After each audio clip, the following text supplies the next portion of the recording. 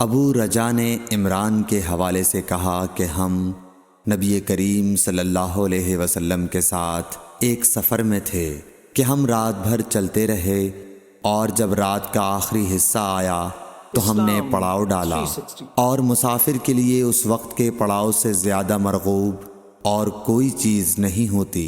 پھر ہم اس طرح غافل ہو کر سو گئے کہ ہمیں سورج کی گرمی کے سوا کوئی چیز بیدار نہ کر سکی۔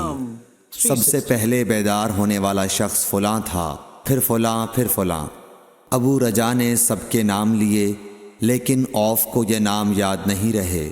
پھر چوتھے نمبر پر جاگنے والے حضرت عمر بن خطاب رضی اللہ تعالیٰ عنہ تھے، اور جب نبی کریم صلی اللہ علیہ وسلم آرام فرماتے تو ہم آپ کو جگاتے نہیں تھے، یہاں تک کہ آپ خود بخود بیدار ہوں، کیونکہ ہمیں کچھ معلوم نہیں ہوتا کہ آپ پر خواب میں کیا تازہ وحی آتی ہے۔ جب حضرت عمر جاگ گئے اور یہ آمدہ آفت دیکھی، اور وہ ایک نڈر دل والے آدمی تھے، پس زور زور سے تکبیر کہنے لگے۔ اسی طرح بآواز بلند آپ اس وقت تک تکبیر کہتے رہے جب تک کہ نبی کریم صلی اللہ علیہ وسلم ان کی آواز سے بیدار نہ ہو گئے۔ تو لوگوں نے پیش آمدہ آفت مصیبت کے متعلق آپ صلی اللہ علیہ وسلم سے شکایت کی۔ اس پر آپ نے فرمایا کہ کوئی حرج نہیں، سفر شروع کرو۔ پھر آپ تھوڑی دور چلے، اس کے بعد آپ ٹھہر گئے اور وضو کا پانی طلب فرمایا، اور وضو کیا اور اذان کہی گئی۔ پھر آپ نے لوگوں کے ساتھ نماز پڑھی۔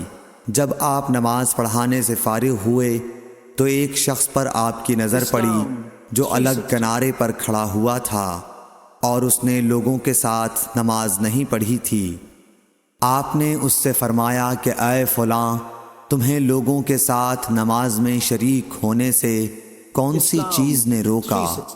اس نے جواب دیا کہ مجھے غسل کی حاجت ہو گئی اور پانی موجود نہیں ہے۔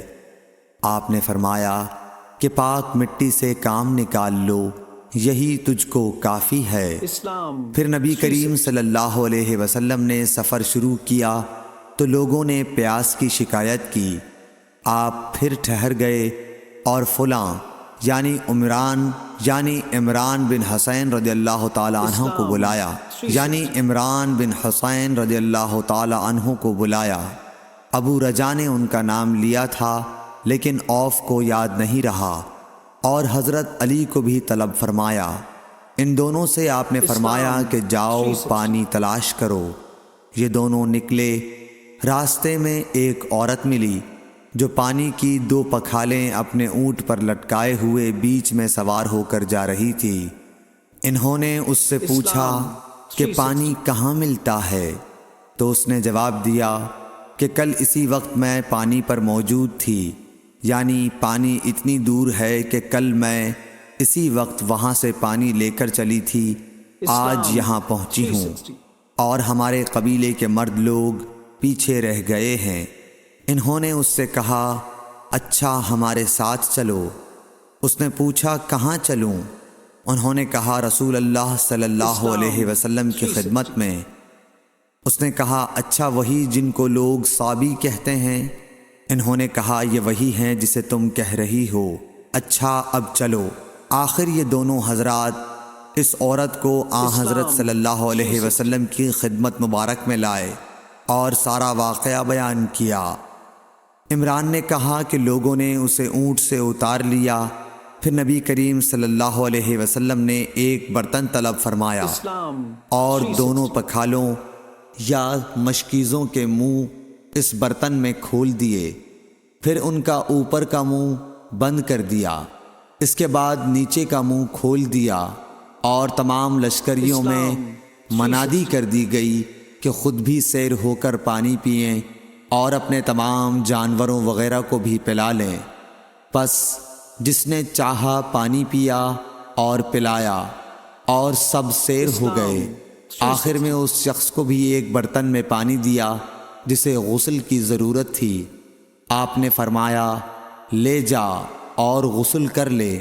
وہ عورت کھڑی دیکھ رہی تھی کہ اس کے پانی سے کیا کیا کام لیے جا رہے ہیں، اور خدا کی قسم جب پانی لیا جاتا اور خدا کی قسم جب پانی لیا جانا ان سے بند ہوا تو ہم دیکھ رہے تھے کہ اب مشکیزوں میں پانی پہلے سے بھی زیادہ موجود تھا۔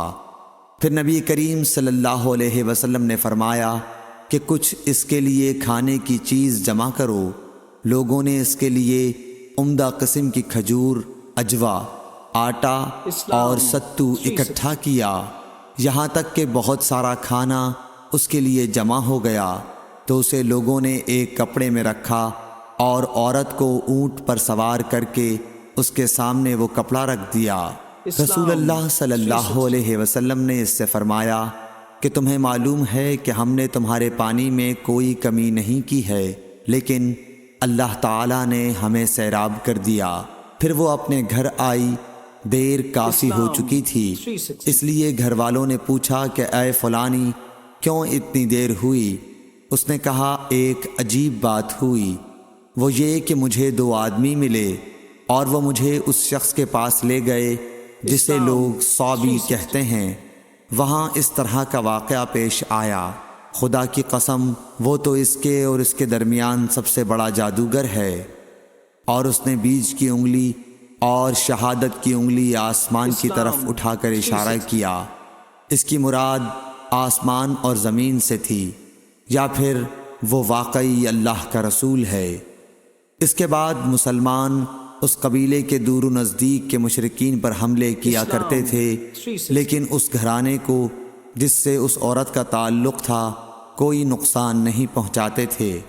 یہ اچھا برتاؤ دیکھ کر ایک دن اس عورت نے اپنی قوم سے کہا کہ میرا خیال ہے کہ یہ لوگ تمہیں جان بوجھ کر چھوڑ دیتے ہیں، تو کیا تمہیں اسلام کی طرف کچھ رغبت ہے؟ قوم نے عورت کی بات مان لی اور اسلام لے آئی۔ حضرت ابو عبداللہ امام بخاری رحمۃ اللہ علیہ نے فرمایا کہ سبا کے معنی ہیں اپنا دین چھوڑ کر دوسرے کے دین میں چلا گیا۔ اور ابو العالیہ نے کہا ہے کہ صائبین اہل کتاب کا ایک فرقہ ہے جو زبور پڑھتے ہیں، اور سورہ یوسف میں جو عصب کا لفظ ہے وہاں بھی اس کے معنی عمل کے ہیں۔ صحیح بخاری